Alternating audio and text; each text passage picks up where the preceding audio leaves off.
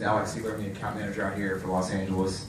I am not the most technically savvy guy, but I can help a lot of the easy questions you guys give me. So my main job here is to introduce you to TI Launchpad business, what we're trying to do with it, and take any questions.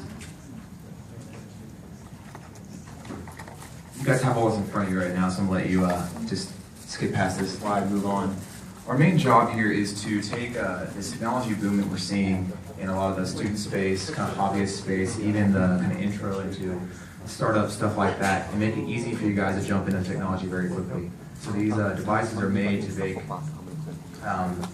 as you can see in that top left corner, you have your baseboard. You can add what we call booster packs to add a lot of functionality on these things very, very quickly, as you'll see in the next 2 hours.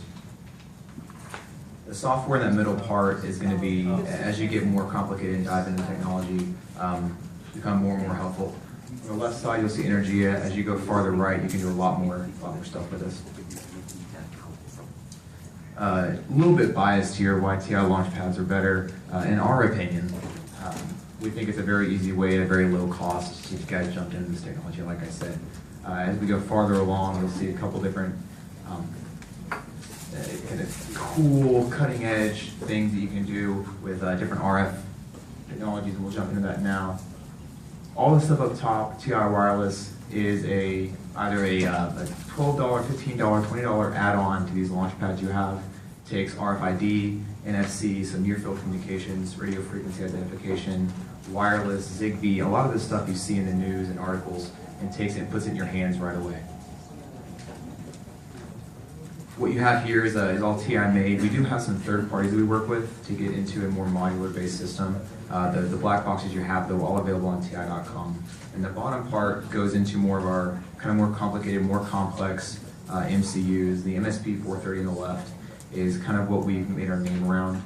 Very low power, a lot of the simple functionality stuff you can do. But as you go to the right, Hercules TM4C takes a lot of the automotive kind of safety critical applications, and you have a launchpad for it as well, but it gets more complex, more you can dive deeper into technology. Okay. Skipping past this stuff, this is where we kind of have fun with it, right? So you can take 15 minutes, 30 minutes on a Sunday. We have 3 examples here. I can give you some more. The Wi-Fi enabled meat probe. So one of our guys in the MSP430 group got tired of going up to the kitchen and checking if his steak was ready. So he literally spent 15 minutes, put together something where he can just sit on his couch, watch the Cowboys game, because we're a Dallas company, so we're Cowboys fans, and check see what temperature his steak is. So that's kind of one example of just simple projects at home, and kind of adding some fun to it. The NFID or RFID NFC tag reader isn't quite as fun. I'm a Harry Potter fan for you guys, so one of the things that I like to talk about that isn't on this list, some guy made a trackable map. So in Harry Potter land, it's a Marauders map for anybody that read the stories. So what he did, he had our launch pads, some LTE, Bluetooth stuff, added it all together, and he made an interactive map for his paintball team. So on the field, they all had a simple tag they wore on their shirts, and he could see where his teammates are and where the enemy is. So that's a little bit more detailed. Might take a little bit more than a 30-minute Sunday session, but another example of where you can take these things and take them in your everyday lives. So now we're diving into specific examples of booster packs. I'm not going to go into these as deeply. All this stuff is available online, so I'll skip to some that I enjoy. This is actually one that I've seen implemented in kind of simple video games. Again, one of our guys from our MSP430 group had a 4-year-old, so he kept breaking his toys, right? So he took some of these home and made a simple kind of 1970s Snake game. You see a joystick and 2 buttons on the side, and now what you can't see in the middle there is the small display. He actually added one of our other displays onto it, so very simple coding. Basically, take the snake, eat the apple, right? So he gave his little 4-year-old one of these. This, I think, is what you have in front of you, and 3100, yeah, the booster pack. So we'll dive into this more today. Won't go into this as detailed. So these next 2 are, again, booster packs that you kind of just tack on top of these Launchpad boards and add some. This is an LCD. The next one is actually a little bit more fun. So it's a touch display. This is something that has resistant touch on it, so if you have any kind of applications you want to do where you maybe select some buttons, you don't want to worry about the mechanical stuff, this is a booster pack you can buy, again, simple coding, and add some touch functionality. I think we also have a capacitive touch board. I don't know if it's in this slide deck, but that adds things like the scrolling wheel that you'll get on a lot of the handheld devices these days. One of our MSP 430 guys, again, I'm going to keep saying that over and over again, likes to take this demo in front of customers and accidentally spill his water on it. It's a capacitive touch board, so of course it's made to be waterproof in that specific demo. But if anybody has some ideas of maybe they want to take a cup or something, it has to be dishwasher safe. It's a fun thing to do. So again, scrolling through these. This is IR, typical TV remotes, stuff like that. Any kind of projects you have where this would come into the, again, lazy on the couch thing where you just want to sit and take your booster pack and kind of play around with it. So another one of the RF protocols is sub 1 gigahertz. Has a little bit longer range than the typical Bluetooth Bluetooth BLE range. So this is something we've had some of our engineers where before my earlier reference of the Marooters map, the sub 1 gigahertz is a longer distance you can travel. So they had I think he played tag with his an older child that he gave like a capture the flag type game with some of these sensor modules. If anybody has a badge at work that does the NFC, this is something you can do. One guy has a lab in his basement, and he wanted to have specific people have access to it, so he dug one of these out of the TI, I don't know, you have an EVM case, and got some security for his downstairs lab. So it's a pretty simple thing for NFC. Again, booster pack you tack on the top of the launch pad. These are the third parties I was talking about earlier that we work with to give you kind of more of a complete system. If you can't solve it with just the launch pad and the booster pack, this is a kind of simple stuff that has the components outside of TI's inventory, the components, their breadboard and stuff like that. The websites are listed there, SideKit and the Growth Kit.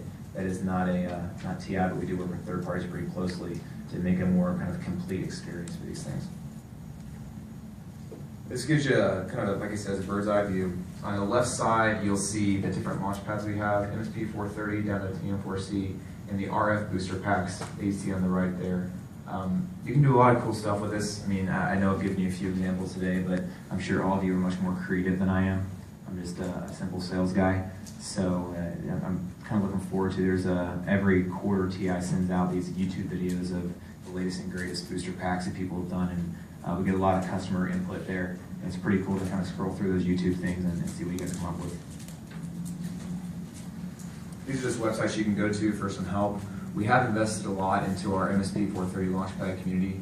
We have teams of guys who monitor what we call our ETE forums, that top right one, and their entire job is answering questions from people who are just kind of curious, just hobbyists who are kind of just taking our technology and kind of pushing it to its limits. So I really encourage you guys to go on ETE, and it's a searchable forum, so anybody has a similar question in the past, you can just type a few words in and get a quick answer, or if you are have a unique question, just type it in there. Usually it's a 24-hour turnaround or 40-hour turnaround, so pretty quick responses. Like I said, we have a whole team of guys who sit there and look forward to answering your questions. Any questions for me? Sales guy question. Yeah, sales guy answer. I didn't see the price of the Launchpad baseboard. Yeah, so it's all online. You see a lot of the booster packs on here. I saw the MSRP there, I didn't see what it was for the Launchpad. Honestly, I don't know. TI.com/launchpad will have all the stuff. There will be different variations. There's FRAM and Flash, and we have what's called a value line, so you get lowest there. But you'll have a couple different kind of step-ups. Okay. Question over here? Yep. Can we have access to this slide deck? Unfortunately, you cannot. I did not. This is not mine that I made. This was sent to me, and I'm pretty sure some of this stuff is behind the NDA firewall once you get the backup slides. So I have references to it. Let me see. I'll get in contact with Michael after the fact, and I'll cut it down to what I can share publicly. These slides are all good to go. Obviously, we have some backup slides in the back of the slide deck that have provided information. Yeah. So there's a lot of competition out there, like Arduino boards. How Course. is TI differentiated? Are there certain areas that TI is really good at? Yeah, and I can get into the kind of component level here. Arduino boards are a little bit more technical. We have different variations of this. This is the kind of intro level stuff. We also have what's called BeagleBones. I don't know if you've heard Beagle Black, anything over here. So that's more of a single board computer approach. When you want more, and there's stuff that hosts Linux, stuff that hosts kind of a full operating system. This is an MSP430 is just a RISC microcontroller, so it's not going to be anything that can host a full operating system. If you want more of a, like I said, it's an SBC, you got to go for a BeagleBone line, and you can really dive in some. I've seen guys have emulators on there, so they'll have their N64 games that plug in. They can just do a lot of cool stuff with that, but that's more of a higher level stuff for the launch pads. Yeah. I just read about is it BeagleBone Green Board?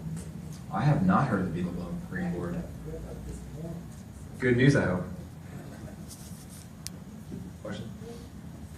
All right, and I can, I'm not sure how we organize this, Jan, Michael, if we have a common kind of email and database that I can reach out to you guys.